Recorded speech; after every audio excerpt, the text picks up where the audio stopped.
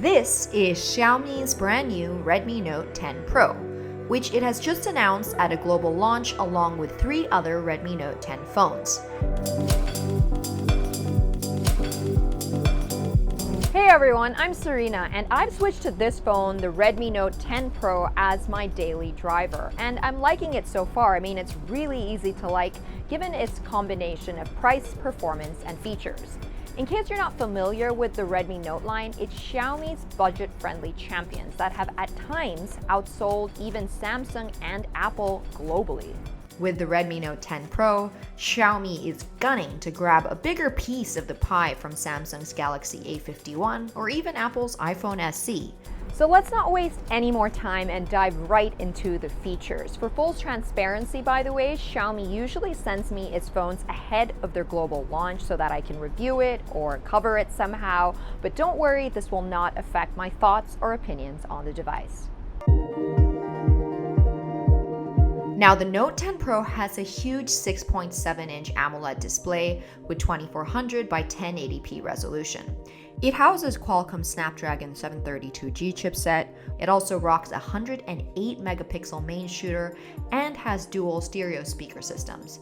Now, with a peak brightness of 1200 nits, this phone is still visible even in some of the brightest places. But this is a budget phone after all, and Xiaomi has made some sacrifices. The biggest thing missing is 5G, which if you're going to keep your Redmi Note 10 Pro for a few years, you'll want your next phone to have.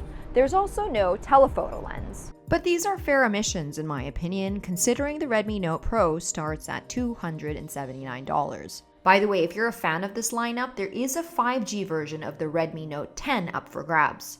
You can check out those details if you need them on my article on CNET.com, and it's also linked in the description box below. Now that you have an overall idea of the device, you're probably wondering about the camera. Now, Xiaomi put an emphasis on the camera in its media paraphernalia for the Red Note 10 lineup. For the 10 Pro at least, Xiaomi has bumped up the resolution of the main shooter, which now has a 108-megapixel wide-angle lens, accompanied by 3 others, an 8-megapixel ultra-wide with a 118-degree field of view, a 5-megapixel telemacro, and a 2-megapixel depth lens. On the front, there's a 16-megapixel selfie camera smack in the top center of the display.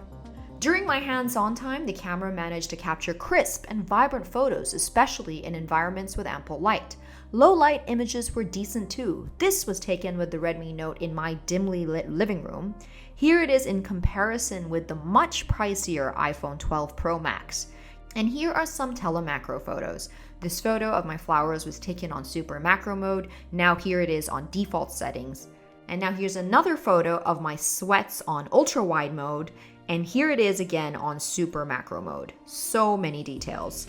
Now keep in mind there is no telephoto camera on this phone. That means there is no optical zoom.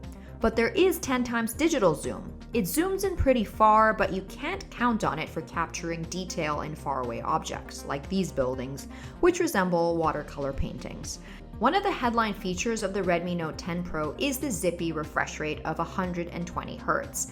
That's actually the same speed seen across Samsung's latest Galaxy S21 lineup, including the $1,200 Galaxy S21 Ultra, as well as Xiaomi's own flagship smartphone, the Mi 11. Now, the Redmi Note 10 Pro runs on Qualcomm's Snapdragon 732G processor, which is a cut above the 730G chipset found on Google's Pixel. Although it isn't the newest or most cutting-edge processor from Qualcomm stable, you'll have to shell out for the Samsung Galaxy S21 Ultra or the Mi 11 for that, it was more than sufficient for my needs, allowing me to sail through everyday tasks without a hitch. Battery life was solid too, lasting me about a day and a half with what I describe as mild use. That means I made a few short phone calls, watched TikTok videos, wrote emails, read news, watched some more TikTok videos, and took photographs. But when you eventually do run out of juice, refilling the Redmi Note's 5020 mAh battery doesn't take long, thanks in part to that 33-watt wire charger. Based on my early tests, I hit a 30% charge in 15 minutes, about 30 minutes or so for a half charge, and slightly over an hour for the battery to be fully revitalized. And now before we wrap up, let's go over the ports and buttons on this phone because there are quite a few. There's a fingerprint reader located on the right side of the phone, and on top you'll actually still see a humble headphone jack.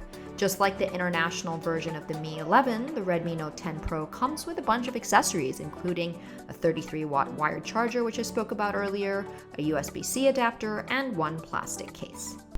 So that about wraps my review video of the Redmi Note 10 Pro, but I'd love to hear from you. What do you think about this phone? Are you going to buy it, or do you prefer the 5G version? Please share with us in the comments section below, and if you have any questions, feel free to reach out to me on Instagram or Twitter. And if you enjoyed this video, like and subscribe for more. Thanks for watching.